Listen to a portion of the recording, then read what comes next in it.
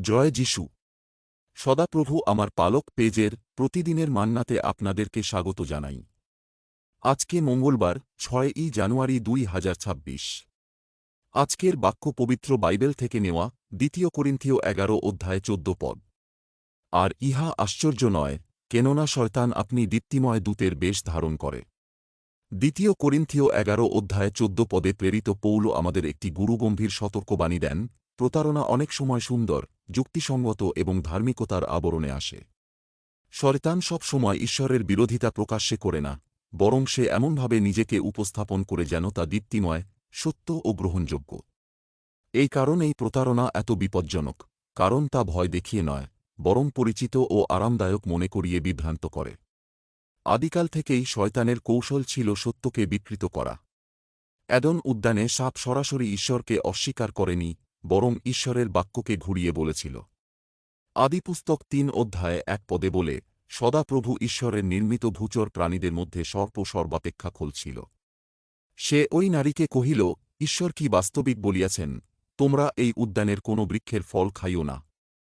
যিশুও সতর্ক করেছিলেন যে শেষকালে মিথ্যা খ্রিস্ট ও মিথ্যা ভাববাদীরা উঠবে, যারা এমন সব কাজ করবে যা অনেককে বিভ্রান্ত করতে পারে। মথি লিখিত সুসমাচার ২৪ অধ্যায় ২৪ পদে বলে, কেননা ভাক্ত খ্রিস্টেরা ও ভাক্ত ভাববাদীরা উঠিবে, এবং এমন মহৎ মহৎ চিহ্ন ও অদ্ভুত অদ্ভুত লক্ষণ দেখাইবে যে, যদি হইতে পারে, তবে মনোনীতদিগকেও ভুলাইবে। আজকের দিনে এই প্রতারণা দেখা যায় ভ্রান্ত শিক্ষা, আপসকৃত সত্য কিংবা এমন এক আধ্যাত্মিকতার মধ্যে, যেখানে খ্রিস্টের ক্রুশ, অনুতাপ ও আজ্ঞা পালনের স্থান নেই। ২ করিন্থীয় ১১ অধ্যায় ১৩ পদে বলে, কেননা এরূপ লোকেরা ভাক্ত প্রেরিত, প্রতারক কর্মকারী, তাহারা খ্রিস্টের প্রেরিতদের বেশ ধারণ করে। পৌল বলেন, মিথ্যা প্রেরিতরা নিজেদের ধার্মিকতার সেবক বলে পরিচয় দেয়, কিন্তু তাদের শিক্ষা ধীরে ধীরে মানুষকে খ্রিস্টের সরল সত্য থেকে সরিয়ে দেয়। গালাতীয় ১ অধ্যায় ৬ থেকে ৮ পদ দেখবেন। আত্মিক বিচক্ষণতা মানে সন্দেহপ্রবণ হওয়া নয়, বরং এটি আত্মিক পরিপক্কতার চিহ্ন। বিরোয়ার বিশ্বাসীরা প্রতিদিন শাস্ত্র পরীক্ষা করতেন বলে প্রশংসিত হয়েছিলেন। প্রেরিত ১৭ অধ্যায় ১১ পদে বলে, থিসলনিকির যিহুদীদের অপেক্ষা ইহারা ভদ্র ছিল, কেননা ইহারা সম্পূর্ণ আগ্রহপূর্বক বাক্য গ্রহণ করিল, আর এ সকল বাস্তবিকই এইরূপ কিনা, তাহা জানিবার জন্য প্রতিদিন শাস্ত্র পরীক্ষা করিতে লাগিল। ঈশ্বরের বাক্য ও পবিত্র আত্মার পরিচালনাই আমাদের নিরাপদ রাখে।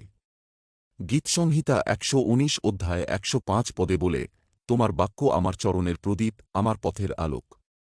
যোহন লিখিত সুসমাচার ১৬ অধ্যায় ১৩ পদে বলে, পরন্তু তিনি, সত্যের আত্মা, যখন আসিবেন, তখন পথ দেখাইয়া তোমাদিগকে সমস্ত সত্যে লইয়া যাইবেন, কারণ তিনি আপনা হইতে কিছু বলিবেন না, কিন্তু যাহা যাহা শুনেন, তাহাই বলিবেন, এবং আগামী ঘটনাও তোমাদিগকে জানাইবেন।